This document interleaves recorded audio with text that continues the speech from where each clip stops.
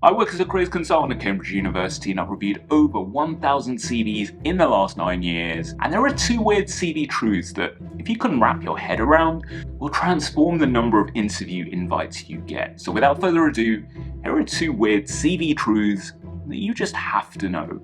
1. The person sifting your CV isn't necessarily looking for the best person for the job.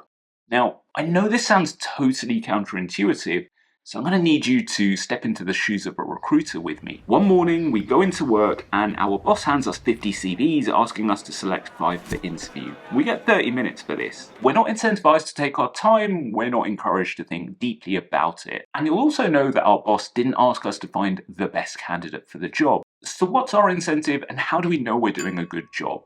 Well, first, sure, getting those 5 candidates in the time frame requested of us. And second, and this is where it gets really interesting, to not get in trouble with our boss. We need to be able to account for the decisions we're making. So we can't have our boss turn around and say, Raj, why have you invited these 5 people for interview? Without me being able to pick up their CVs and very quickly be able to show my boss, well, from the job description, we're asking for skill 1, 2, and 3, and here on these CVs, we can see them scattered here, and here. As a recruiter, I'm looking to de-risk who we choose with 5 safe picks. It's really the interview that's the ultimate filter for fit and quality.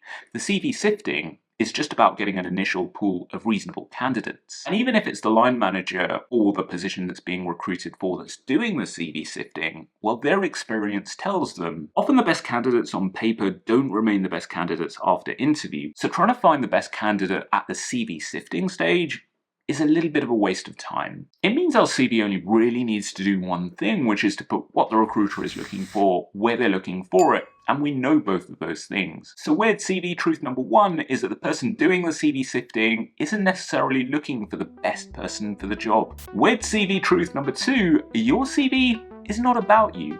I'll say it again, your CV is not about you. Instead, it's a connective document showing how you and that role fits together. Thinking of it as a Venn diagram, your CV isn't about this bit or this bit, it's about this section only, where your experience in education maps to the role using skills from the job description as a pivot point between you and them. An example, so if from the job description they want organisation skills, well, we're going to show how organisation skills featured in our experience, like this and this.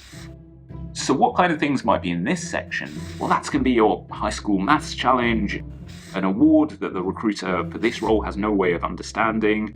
It means your CV isn't about you, it's not a personal document, and yeah, sure, it's your name at the top of the CV, but lose sight of the target you're writing for, and your focus will blur. Bottom line, if you keep in mind your CV is not about you, you'll load it with what the recruiter wants, and so transforming your chances of getting an interview by maybe 400, 500, 600%. If you want to see examples for how to do this well, then check out the link in the pop-out banner. I showed visuals and examples. So there you have it.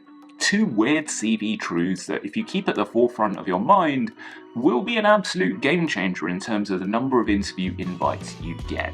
If you have any questions or comments about this, please let me know in the comment section down below.